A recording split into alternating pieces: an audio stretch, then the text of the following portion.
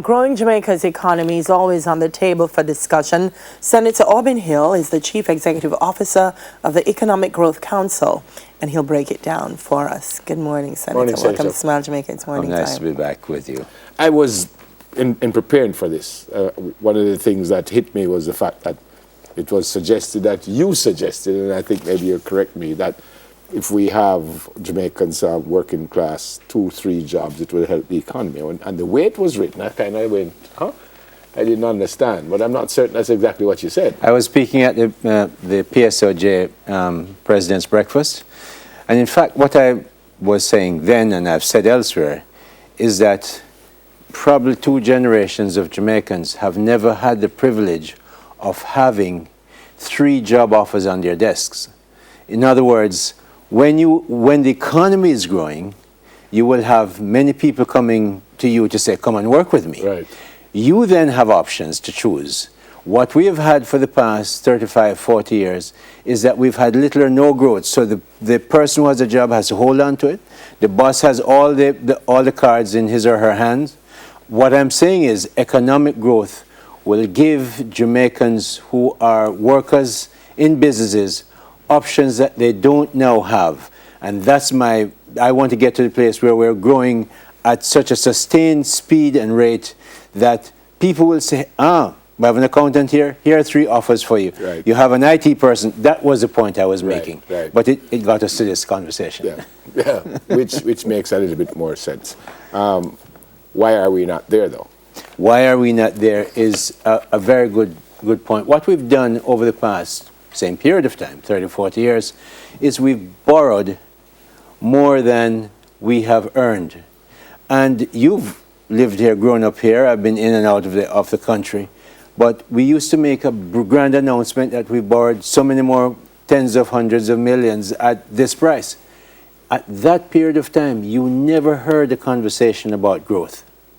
In the past administration, because of that very bad history we've had, the conversation became very focused, rightly, on fiscal consolidation. That administration had to work with the IMF to make sure we got back into a place where we can begin to manage our debt.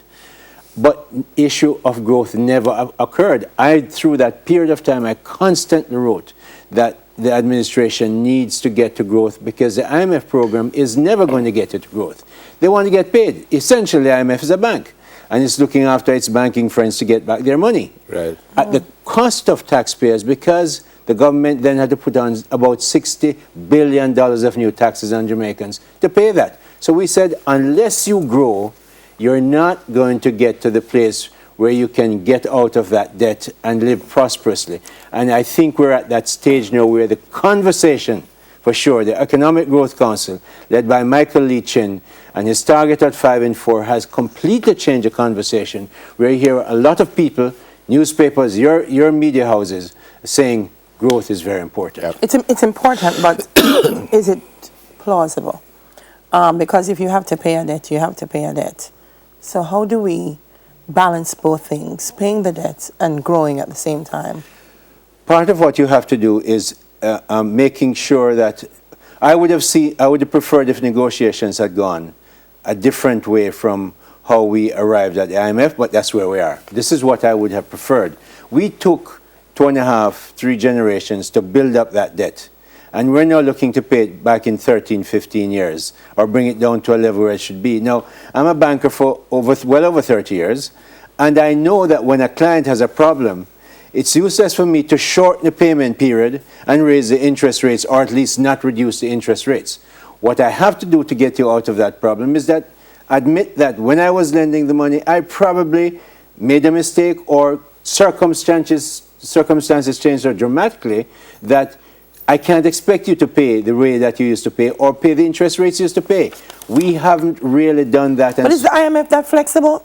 Well, Auburn Hill, it sounds to me like when the IMF comes, the IMF says, you need my money and this is what it is, take it or leave it, and that if the country is in a position that that money is necessary, very little wiggle room is left to negotiate. I may be wrong. I'm asking. We're not asking, we weren't taking so much new money from the IMF now. Okay. The new money was coming from people like the IDB and others. Right. IMF are the taskmasters. They're the ones who the other multilateral lenders look to make sure that discipline is put in place, and that was necessary for us.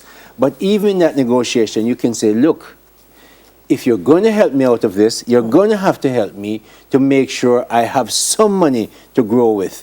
When Obama's subprime problem hit, he was able to print $750 billion and put it in his system because he has the reserve currency of the world. We didn't have that, so we should have said, look, let's stretch it a little longer. The primary surplus that we have, target that we have, was really, really very high. But that's now in the past. We're where we are. Right. Thank God our debt has come down from 147 to 105, 102% of GDP. Will be less this year, less than 100. So we have paid tremendous sacrifice. Growth is the only way. I can tell you, Israel, Finland, Singapore, the United States, Turkey, any country that you see its people has prospered, has had tremendously well-sustained, long-sustained periods of relatively high growth. You name me one country that has not grown and its people has prospered. I can't think of one. You mentioned also that efficiency in government, which I understand, yes, and in the agricultural sector are two of the main factors that will ensure that we achieve higher levels of growth. Explain the agricultural factor. The agriculture factor, when you look at the data over any number of years, every time agriculture grows, the overall growth rate of Jamaica goes up. When agriculture sinks during a period of drought or periods of rain, like we had last year, agriculture, the lack of growth in agriculture affects the overall growth rate for a number of reasons, and it affects the lives of people. Whatever we want to think, lots of people still earn their living from agriculture.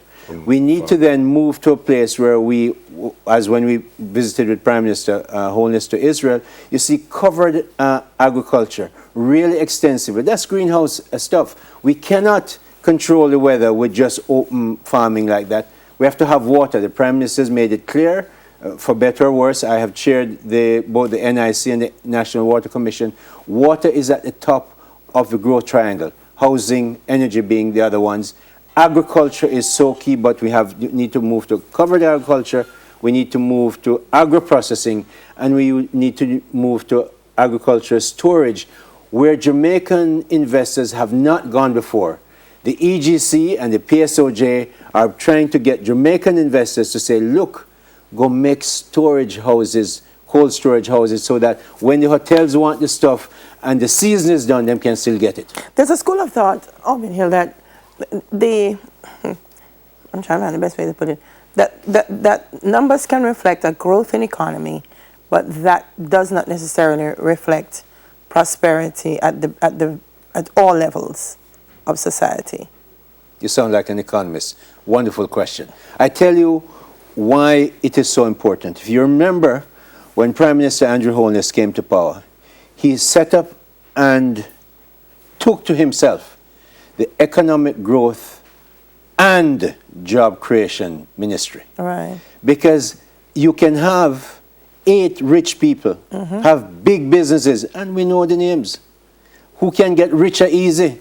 The Malkin don't live in Jamaica, and they just get richer.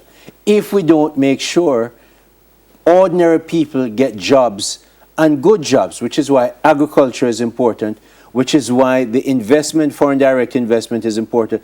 But very important, ladies and gentlemen, is to get Jamaican investors who tend to put their money overseas when they make it, to invest in Jamaica. And Andrew Holness and his administration is giving them that climate. I mean, you can't get a more pro-business administration from a young, bright Prime Minister than Andrew Holness. When you say agriculture, and we keep using the word agriculture, are we talking just about farming here?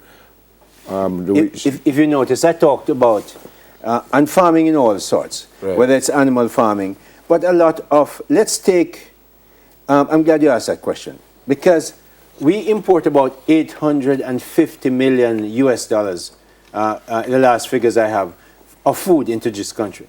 Let's say you take out 30% of that. for grains for animals and those of us Yeah. who want rice and flour to Right. eat. That's still a big number.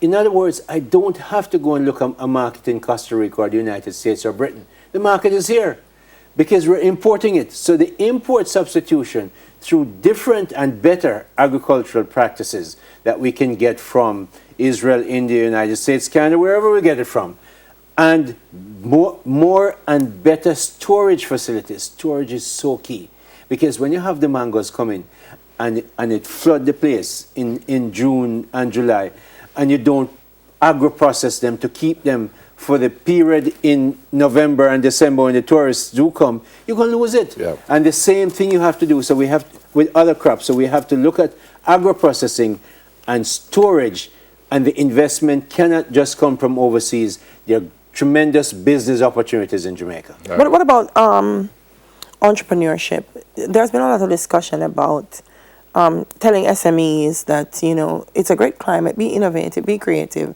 But then the SMEs go to the banks or to the lending agencies and say, I want to start a business. I want to expand my business. And it's not as easy to get support. How does that help a growth climate? I tell you, it's an issue that we have. And part of what the EGC does with the Ministry of Finance, with the DBJ and so on, is to make sure we're finding new ways of money for small and medium enterprise businesses. But unfortunately, it's not borrowed money that you really want, because the banks are going to have to charge you an interest rate. You want to find a group, you and your friends start off a business in a small way, you put in your money. When you put some of that in and you have some sweat money, and the bank will say, well, I will lend you, because A, you have good education, and a lot of young people are going into agriculture. Very interesting as I travel around the country. Men and women trained properly at the Ottawa University, and some of them even overseas. But when you're looking to seed money, you're going to have to find the government, private sector. I'm talking to Howard Mitchell at the PSOJ and the DBJ to find a measure of fund like venture capital that will go in there and provide the equity base on which the banks can lend. Okay, final question, Mr. Hill, a generic one. We're all right? We're good where this growth thing is going? Well, I tell you, when I look at and travel around, as I do so often, is I see, since I've been back to Jamaica and from 2002, I've never seen so many cranes around the place. I came from the Middle East, and when you're in Dubai or Kuwait, you know growth is going on because you see cranes. Cranes are going up. The growth numbers tend to lag, but we need to make sure that there are two parts to this growth. The enablers and the implementers. That dichotomy, if you will, where the enablers are on the part of the government, the EGC, the NEPAs, the National Water Commission, who must give you permission to build your building because you have to get water, or NWA. All those local government are enablers. What I'd love to see is the enablers really doing a much better job of enabling. For instance, PICA runs a good place. Okay? The titles office where you get your titles, that I'm told is very efficient. We need to get more of us on the enabling side to enable the implementers. We on the enabler side really don't do growth. We enable, we facilitate, we advocate for growth. The implementers, the private sector people in the private sector organization, JMA and so on, must implement. Now, the enablers must help them to implement, make it easy for them to get their NEPA approval, NCC, according to the rules.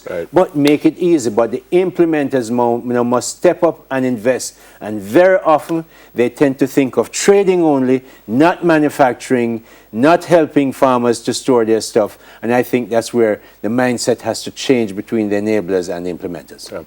I think you explained it brilliantly this morning, sir. Thanks for coming. You're very gracious. Thank you so much for having me. Chief Executive Officer of the Economic Growth Council, Senator Obin Hill.